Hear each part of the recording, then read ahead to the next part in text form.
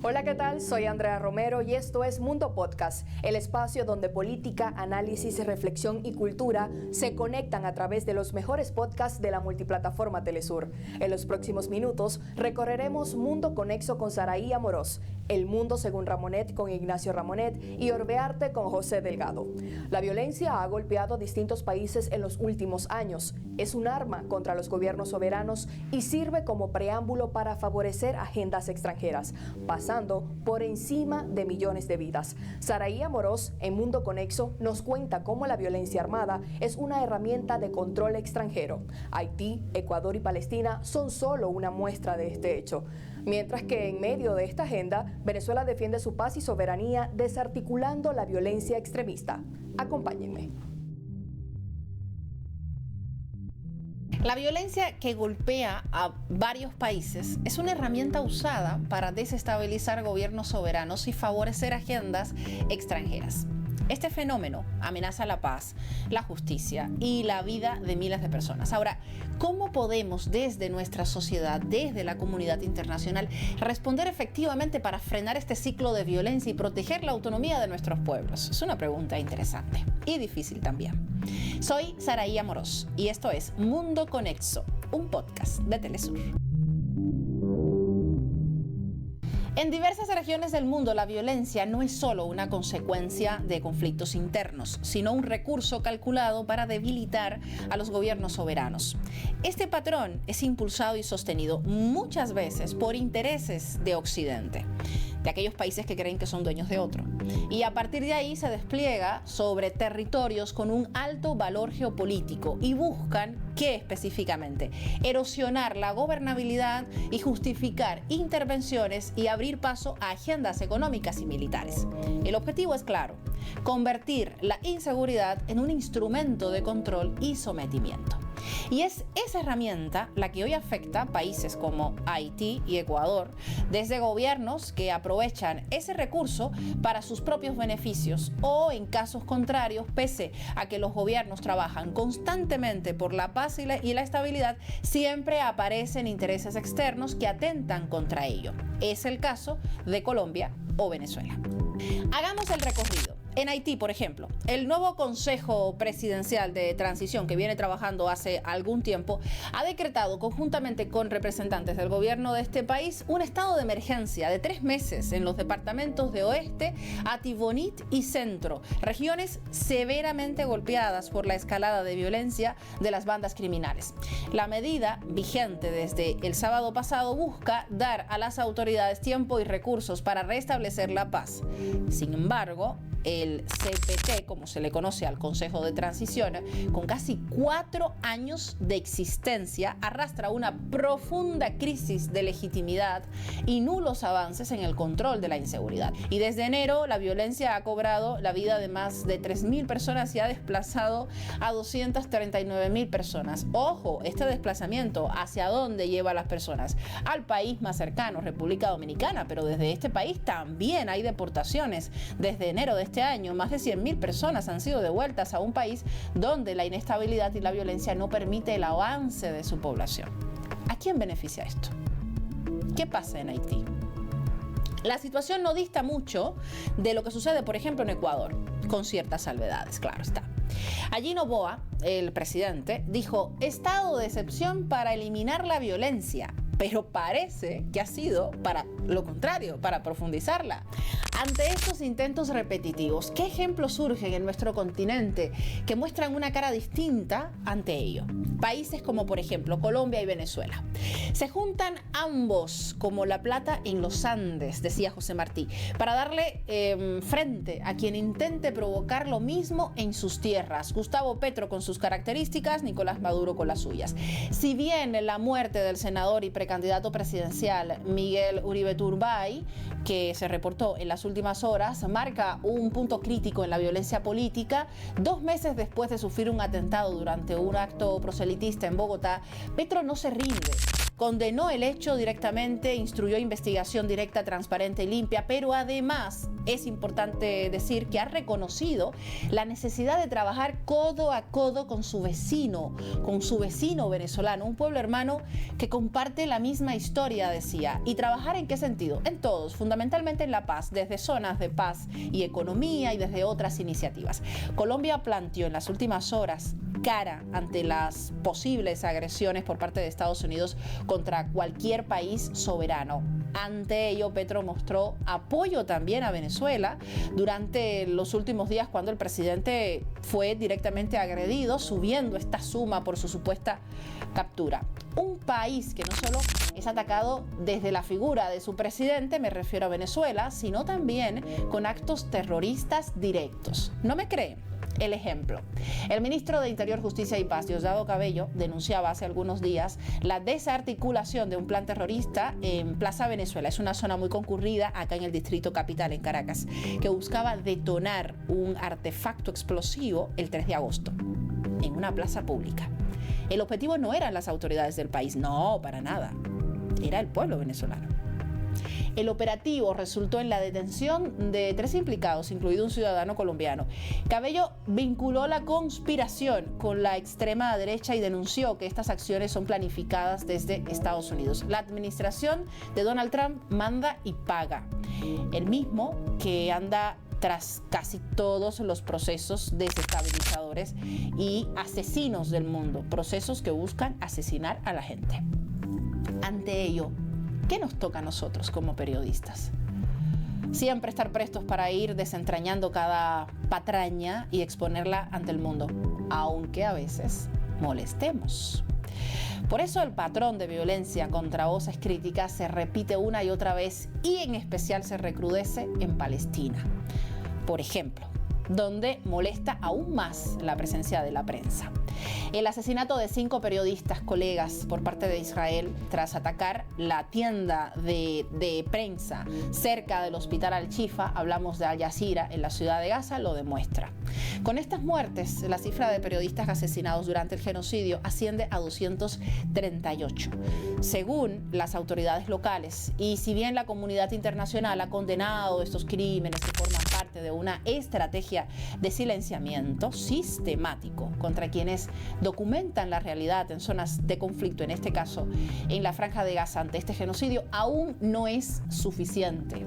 Y por eso, solo por eso, seguimos acá, sin flaquear. Soy Saraí Amorós. Esto es Mundo Conexo, un podcast de Telesur.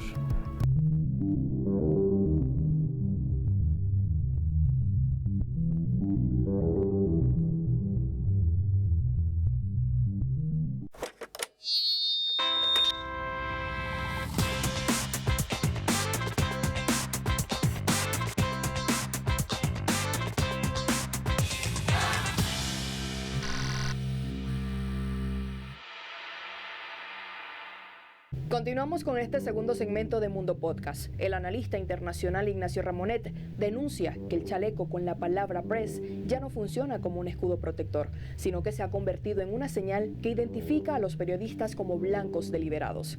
Israel continúa silenciando a quienes solo buscan informar. Esta realidad subraya la importancia fundamental de los profesionales de la comunicación como voces imprescindibles para quienes padecen de esta situación. A continuación, los detalles en este episodio de El Mundo según Ramonet. El mensaje de Anas al-Sharif nos llega profundamente al corazón de todo ser humano y evidentemente nada justifica este asesinato. Un portavoz de las fuerzas de defensa israelíes ha dicho que era como un agente de Hamas, pero no hay ninguna prueba de ello. Como dicen muchos periodistas palestinos, hoy el llevar la carátula, la marca Press, que en principio en cualquier conflicto es un elemento de protección, porque evidentemente el periodista no está participando, el periodista está dando testimonio, pero no se quieren testigos. No, las fuerzas israelíes no quieren testigos que vean los crímenes de guerra que se están produciendo en Israel. La prueba es que desde que empezó este conflicto, después del ataque del 7 de octubre y la respuesta de Israel, pues Israel no ha admitido a ningún periodista internacional ha podido entrar en Gaza. No tenemos ningún testimonio exterior al conflicto. Los únicos periodistas que Israel acepta que vayan, que esencialmente son israelíes, son los que van acompañando a las tropas israelíes, que ven evidentemente lo que los militares les permiten ver, como hicieron los estadounidenses en Irak cuando inventaron eso del periodista embedded, es decir, encamado. El periodista encamado con las tropas de ocupación que solo tiene la visión del militar que le está dando su versión de los hechos, pero no tiene una versión objetiva, no tiene una versión en la que él pueda circular libremente, entrevistar a quien quiere, fotografiar lo que quiere, verificar lo que quiere. Eso no existe. Y la única información que tenemos es de periodistas independientes palestinos. Evidentemente Israel los mata. Así es, así de trágico. Y en particular, ¿por qué se mata a Anas al-Sharif en este momento? Bueno, porque el primer ministro Netanyahu, el primer ministro israelí, ha declarado que el Consejo de Seguridad de Israel lo ha autorizado a su gobierno a lanzar una nueva ofensiva contra Gaza, y en particular para ocupar la ciudad de Gaza, donde hay más de 1 millón de personas. Unos palestinos que ya llevan más de año y medio zarandeados por todas partes, expulsados de aquí, expulsados de allá. Muchos de ellos ya son expulsados y han nacido y han vivido en campos de refugiados de 1948. Sabemos que, según cifras del Ministerio de la Salud de Gaza, hay más de 61.000 personas que ya han sido asesinadas, ya han muerto y la mayoría de ellas, también cifras de Naciones Unidas, la mayoría son mujeres y niños y niñas, ¿verdad? Y por consiguiente, hay ya un destrozo excepcional. Hay más de 150.000 heridos, con lo que supone de amputaciones, de dificultades, que por otra parte esta población ha estado sometida en los últimos meses a una verdadera hambruna, un comienzo de una hambruna considerable. Hemos visto estas fotografías espantosas de niños que solo tienen la piel sobre los huesos, ¿verdad? Que incluso ha motivado que los aliados de Israel tomen distancia por fin, ¿verdad? Que algunos empiecen a ver. Por ejemplo, el presidente francés declaró que Francia reconocería a Palestina, al Estado de Palestina, en la Asamblea General de Naciones Unidas. Ha dicho lo mismo el primer ministro británico, ha dicho lo mismo recientemente el primer ministro australiano, Albanese.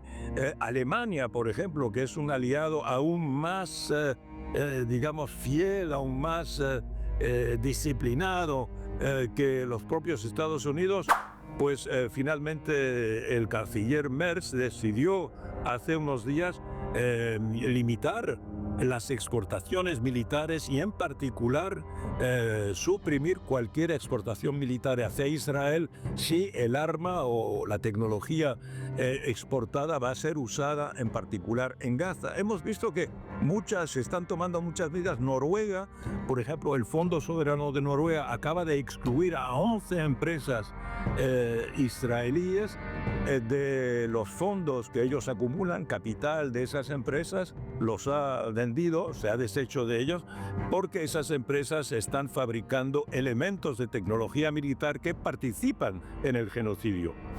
Entonces, evidentemente, el asesinato de Anas al-Sharif y de sus 5 compañeros entra dentro del marco de esta operación que quiere lanzar Benjamín Netanyahu de ocupar Gaza y no quiere que haya testigos. Entonces, matar al testigo no suprime el crimen. Es como romper el termómetro no suprime la fiebre. En Gaza se llevan cometiendo masacres y crímenes desde hace año y medio, y los cometen las fuerzas armadas israelíes. El dossier está en la Corte Penal Internacional, y ya el propio primer ministro Netanyahu y su ex ministro de Defensa han sido acusados y condenados por ser acusados de crímenes de guerra, y por consiguiente esta situación hace que están tomando precauciones para no tener ningún tipo de testigo. Nuestra solidaridad debe ser total con los civiles inocentes palestinos que no tienen por qué padecer un crimen de esta envergadura. Hasta la semana próxima.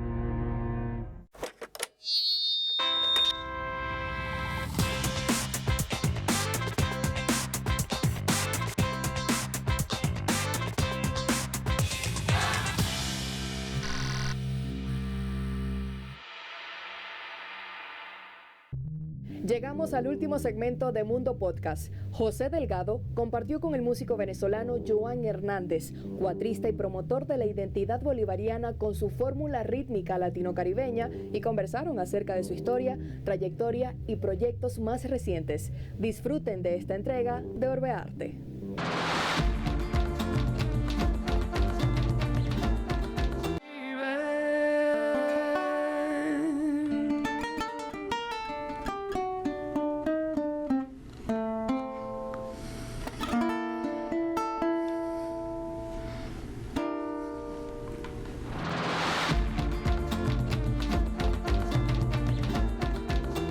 Bienvenidos, bienvenidas. Esto es Orbe Arte. Yo soy José Delgado. Un gusto saludarles. Les agradezco muchísimo que siempre están compartiendo, comentando estos contenidos que hacemos acá en Telesur con muchísimo cariño. Gracias a todo el equipo técnico que hace posible esto, que esto se vea así, que esto se escuche así de lindo, como se escucha y como se mira, como se ve. Telesur, por supuesto, mostrando la cara real de nuestros pueblos, la cara real de nuestras músicas, de nuestra cultura. Hoy con un invitado muy especial, cuatrista, por consecuencias, porque se inició en la música con otros instrumentos desde muy pequeño en la música, y bueno, ha ido transformándose en el pasar de los años y al adquirir más experiencia, y bueno, nos trae un proyecto que es su proyecto más reciente, pero bueno, vamos a hablar con él de su historia y de todas sus búsquedas. Él es Joan Hernández, nos visita desde Puerto Cabello. José, bienvenido, mi hermano, muchas gracias por estar acá. No, gracias a ti por invitarme. No, súper contento de que estés acá para compartir sobre este proyecto con el que comenzaste tocando. ¿Cuál es el primer tema que tocaste ahorita? Cuatro Caribe. Cuatro Caribe, que es... Sí, una locura. Y es el proyecto más reciente que tienes, que estás preparando, estás grabándolo. Hay un compendio de temas donde vamos a mostrar ahí el 4 paseando por todo el Caribe. Claro. Sacándolo un poco de este floreo de la venezolanidad y inyectándolo dentro de lo que son las fórmulas rítmicas latinoamericanas, en este caso caribeñas. Claro, bueno, que igual es Caribe toda la forma de tocar el 4 aquí, porque somos Caribe, un pueblo Caribe. Obvio, totalmente. Claro, y nuestra salsa no es igual al resto. Claro, pero bueno, ahí hay tú que vienes de Puerto Cabello, imagínate, tantos géneros que hay ahí, tambores muy variados de nuestras costas. San Millán. El San Millán, el Patanemo, todos esos tambores en la costa venezolana, que toda es costa Caribe. Forma parte del proyecto porque obviamente sangueo y golpe es fundamental en lo que es nuestras manifestaciones, y las fórmulas que cada vez se hacen más profesionales, más profundas, más académicas incluso, porque estos modos de tocar el instrumento, tanto en la percusión como en el 4, pues están en esos procesos, y además un universo de gente incorporándose a esos experimentos con el 4, ¿no?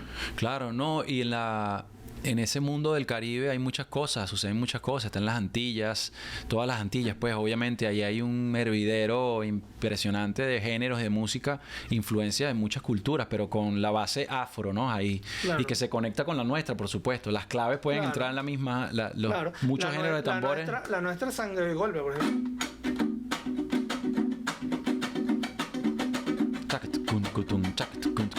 Lolo, bate que bate. Más divino en Puerto Cabello el chocolate. Lolo, bate que bate. Lo más divino en Puerto Cabello el chocolate. Claro. Ahí como un Samillán, ¿no? Y ese loro negro que procesamos, aquí en Patanemo, amigo, te lo mostramos. Ese loro negro que procesamos, aquí en Patanemo, amigo, te lo mostramos. Bueno, el 4 tiene infinitas posibilidades. Qué lindo es ese instrumento, ¿no? Pero no llegaste ahí, o sea, digamos, no fue el primer instrumento que tocaste o al que te dedicaste, ¿no? Sí, en mi caso, el 4 es, como tú dijiste bien al principio, un condensado de una persona inquieta, ¿no? De estas ganas permanentes de crear, de este proceso permanente también de evolución. Desde la composición, el arreglo, la producción, la investigación, la docencia también. Y por supuesto un contexto humano que te invita a crear para sensibilizar. Entonces yo creo que 4 Jazz ha sido eso, un resultado, un compendio, una síntesis hoy de lo que yo quiero manifestar, ¿no? Como artista. Claro. Hablamos de 4 Caribe, que es el proyecto más reciente. Aquí vamos como de atrás para adelante. Sí, pues. Hablamos de 4 Caribe, que es el proyecto más reciente. No hay novedad. Claro. Y luego estamos hablando que desde dónde se hace este disco que se llama 4 Caribe, que es del proyecto que se llama 4 Jazz. Ciertamente, sí. 4 Jazz nace porque... Primero, no es la concepción jazzística propia de lo que son los estándares de jazz, que por supuesto a mí me encantan los manejos y todo eso, pero concibo el jazz también como un concepto de libertad, y es ver al 4 soltando las amarras, y es ver al 4 sonando como un instrumento universal, capaz de incorporarse a cualquier género universal. Hermano, te agradezco muchísimo este rato. ¿Ya se pasó, no? Ya se pasó el tiempo, pasa así volando. Te agradezco muchísimo, siempre bienvenido cuando tengas el proyecto listo, porque claro, es un proyecto que está en estudio. Correcto, sí. El de 4 Caribe. 4 Caribe. Eso está buenísimo y bueno, deseo todo lo mejor para el camino y que salgan muchas presentaciones. Para ver si hacemos este tema. Bueno, listo, está listo ya aquí se grabó. Forma parte del disco. Mira, y de ese repertorio tuyo de 4 Caribe o algo por ahí, ¿qué será que hacemos para tenía pensado hace rato invitarte a un tema de Simón Díaz. Dale. Cristal. ¿Te lo sabes? Sí. Para dejar a la gente con ese sabor del 4 Caribe de Johan Hernández, nos despedimos con Cristal. Muchas gracias, hasta la próxima.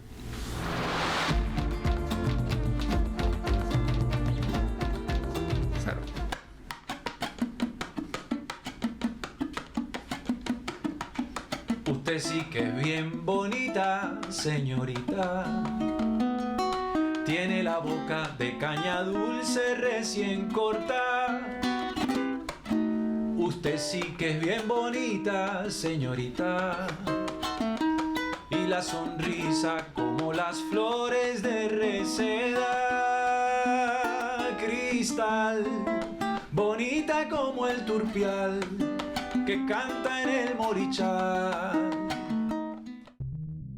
Así ponemos punto final al programa de Mundo Podcast, el programa en el que los podcasts saltan a la pantalla. Recuerden que pueden contactarnos y enviar sus comentarios y sugerencias a través de las distintas cuentas de redes sociales, tanto en Instagram como en X, @TelesurTV, y en el canal de YouTube Mundo Podcast Telesur. Allí podrán disfrutar de los episodios anteriores. Les habló Andrea Romero y fue un placer acompañarlos. Nos vemos en una próxima entrega. Hasta entonces.